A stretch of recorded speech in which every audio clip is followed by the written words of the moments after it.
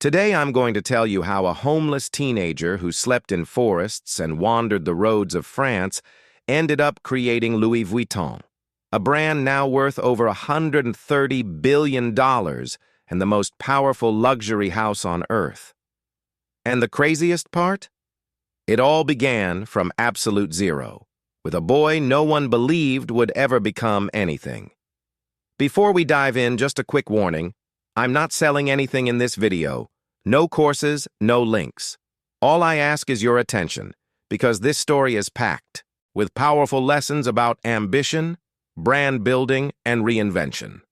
So let's travel back in time to discover how this empire was born. Chapter 1. Born in hardship. Louis Vuitton was born in 1821 in a remote French village. It was a place with no electricity, no running water, and no real comforts. His family survived through farming, working from sunrise to sunset just to put food on the table. There are no records showing that Louis ever attended school. The nearest one was more than 10 kilometers away, and he spent his childhood doing heavy labor, never learning to read or write. At age 10, he lost his mother. Not long after, his father remarried, and his new stepmother made his life unbearable. Home became a battleground.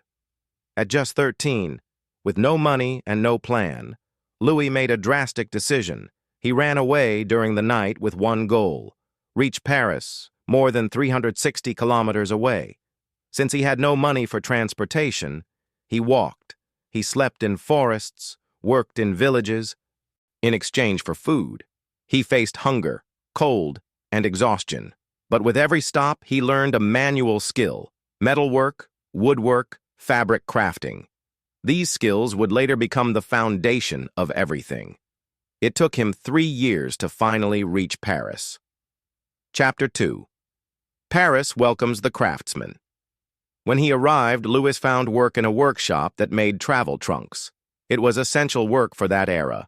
Long journeys demanded durable, personalized luggage. There, Louis interacted directly with wealthy clients who wanted custom-made pieces. He observed everything: preferences, expectations, the highest standards of quality. He worked tirelessly, always pushing himself to learn more. His dedication stood out.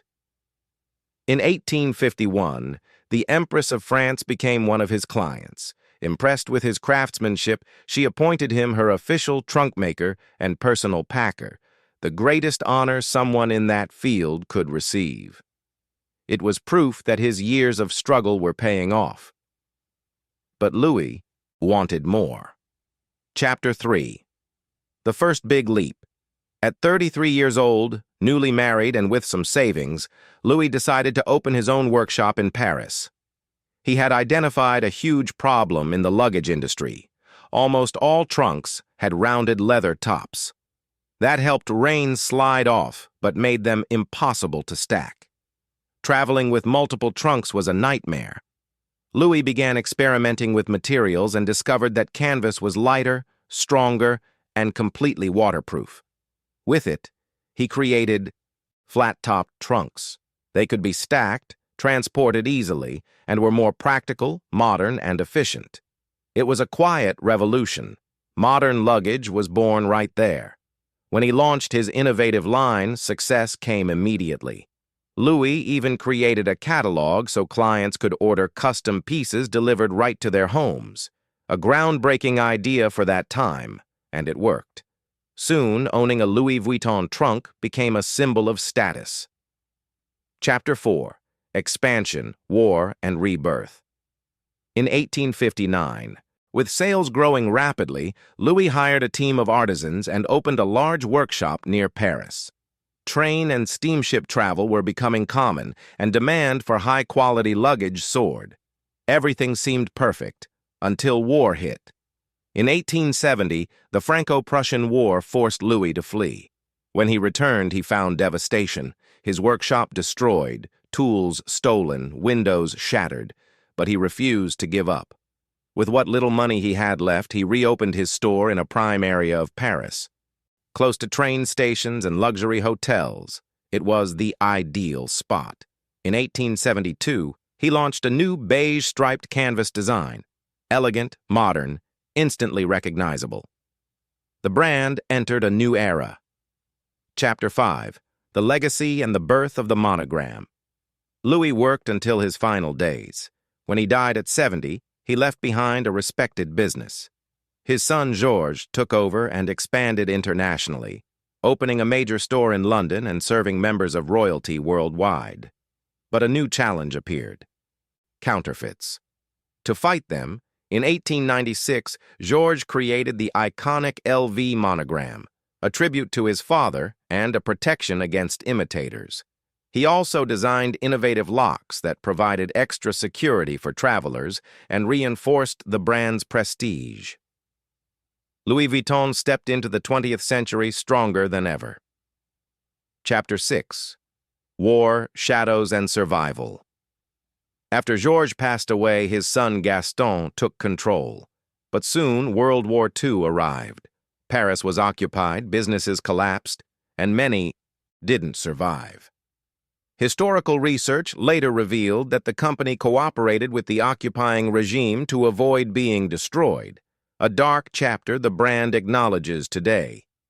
Many French businesses faced similarly painful choices to stay alive.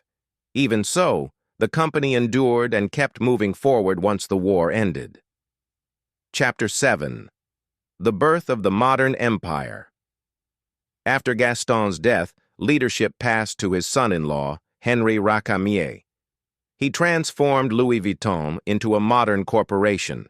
He expanded the brand internationally, took the company public, multiplied revenues, and positioned LV at the center of global luxury.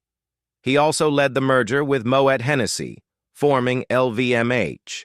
During this phase, Bernard Arnault rose to power, ultimately taking control of the conglomerate and shaping it into the largest luxury empire in the world. Louis Vuitton faced disputes, crises, and reinvention, but never stopped growing. Chapter 8. When Luxury Meets Modern Culture. In the 1990s, Marc Jacobs injected fashion, creativity, and modernity into the brand. He introduced prêt-à-porter, new bags, new materials, collaborations with artists, and expansion into jewelry, watches, and sunglasses. Later, collaborations with brands like Supreme connected LV with a younger generation, producing items that today resell for incredible amounts. But with success came an old enemy: counterfeiting. The company loses hundreds of millions every year to fakes and maintains massive legal teams to protect its legacy. Chapter 9. The brand today. More than 170 years after it began, Louis Vuitton continues to grow. Its monogram is one of the most recognized symbols on Earth. With more than 400 stores worldwide, it remains the most valuable fashion brand in existence. In Brazil, the brand has been present since 1989, maintaining its aura of aspiration, exclusivity, and superior craftsmanship. Conclusion. The lesson. From a homeless boy walking alone toward Paris came the brand that redefined modern luxury. Louis Vuitton had no education, no comfort, no protection.